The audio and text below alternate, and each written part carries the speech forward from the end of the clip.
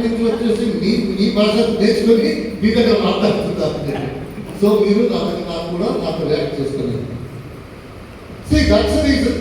ఇప్పుడు ఎడ్యుకేషన్కి నియర్లీ మంచి ఎడ్యుకేషన్ వృద్ధికి కోచింగ్ క్లాస్కి వెళ్ళాలంటే 20-25 lakhs కావాలి. నిన్న ఎవరు బాంబేలో ఎవరు చెప్పారు సార్, పవర్ కేబుల్ 24 lakhs కావాలంట. మన చిల్డ్రన్ వచ్చేసి మంచి చదువుకుంటారు, మంచి ఫ్యూచర్ వచ్చేసి చెప్తే ఏం చేద్దాం? 24 lakhs ఉంటారు. 24 lakhs అడిగితే ఏం చెప్తారు? అదే అతను మీరు లేదు చెప్పేస్తారు. అతను లైఫ్ లాంగ్ అదే చెప్తుంటారు. నేను మంచిగా మార్క్స్ తీసుకున్నాను, నేను ఇంజనీరింగ్ వెళ్ళడానికి, మెడికల్ వెళ్ళడానికి నా నాన్న దగ్గర డబ్బు లేదు, అందుకే నేను జరగాలి. ఫస్ట్ అతను అందరి ఫ్రెండ్స్ చెప్తాడు, నా దగ్గర మార్క్స్ ఉంది, నా నాన్న దగ్గర డబ్బు లేదు.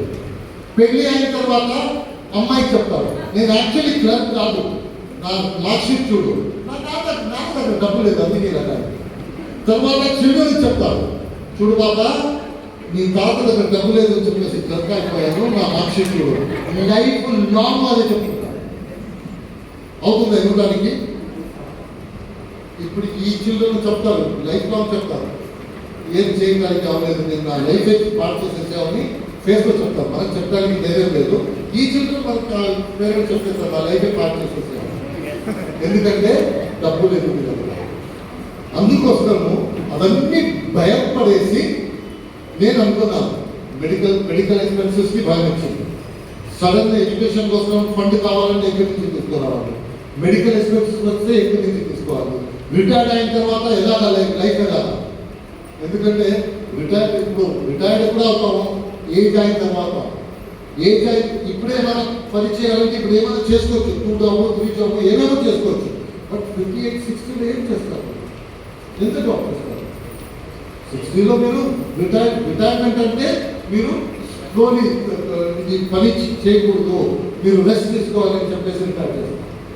ఇప్పుడు రిటైర్ అయిన తర్వాత మీరు జాబ్ అడిగితేను మీకు స్పెషాలిటీ ఉంటే రాలేమంటారు. బాబు చూడు, మీ జాబ్ ఏమో కరెక్ట్, రిటైర్మెంట్ ముందు అదే జాబ్కి మీకు 1 lakh సాలరీ వస్తే ఇప్పుడు అదే జాబ్ చేస్తారంటే 25,000 ఆఫర్ వస్తుంది. ఎందుకు? రిటైర్డ్ అయిపోయారు కదా, అందుకే 25,000.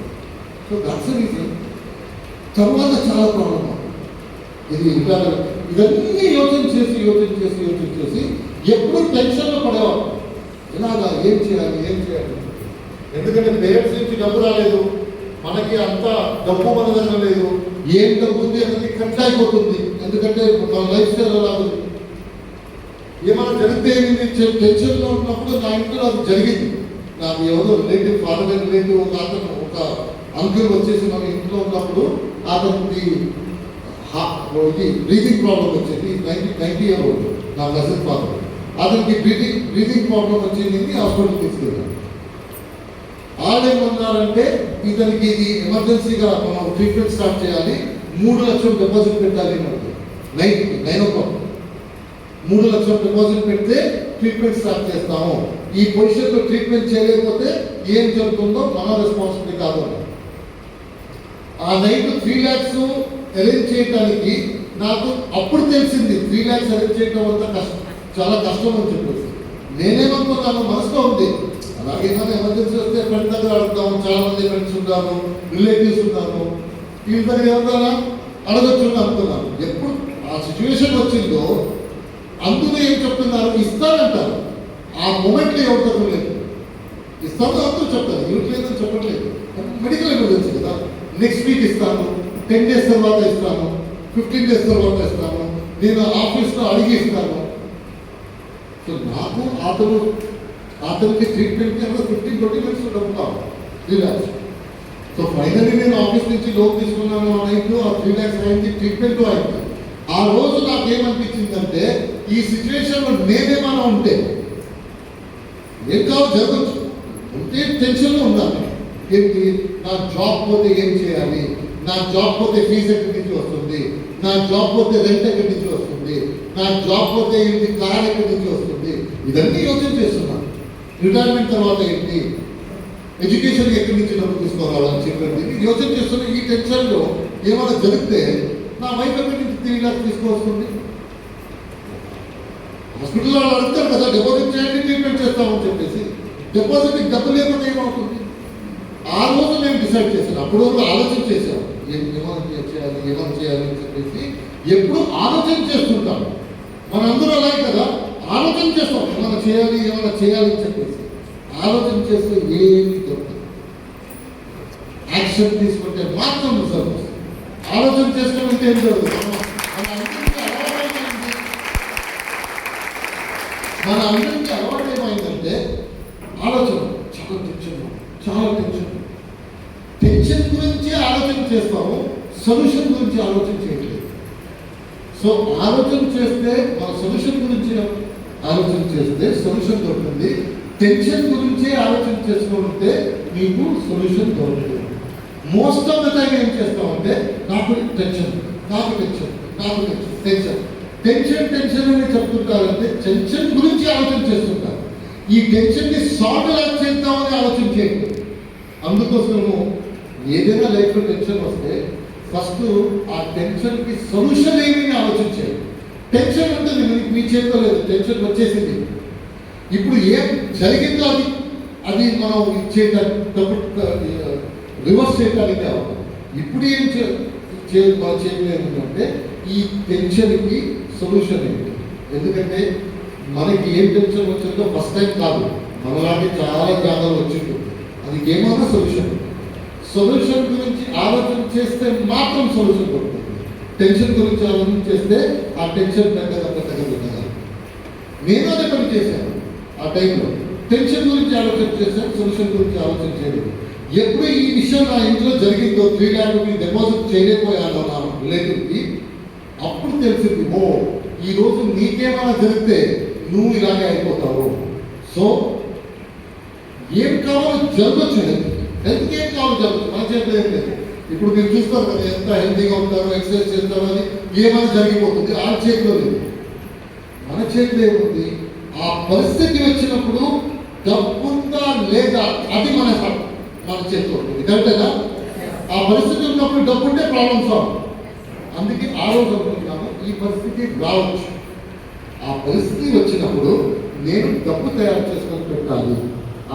డబ్బు ఉంటే నాకు ప్రాబ్లం రాదని చెప్పేసి జాబ్ చేసి బిజినెస్ చేద్దామని ఆలోచన చేసుకొని ఇక్కడ వచ్చాను. అప్పుడు తెలియదు ఏ బిజినెస్ చేద్దాం, ఏమో ఒక బిజినెస్ చేయాలి. ఎందుకంటే నా చిన్నప్పటి నుంచి మన పేరెంట్స్ అని ఏం చెప్పారంటే ఎవరికన్నా డబ్బు ఉందో అతను బిజినెస్ చేస్తాడు, అందుకే అతను దగ్గర డబ్బు ఉంది. కరెక్టేనా?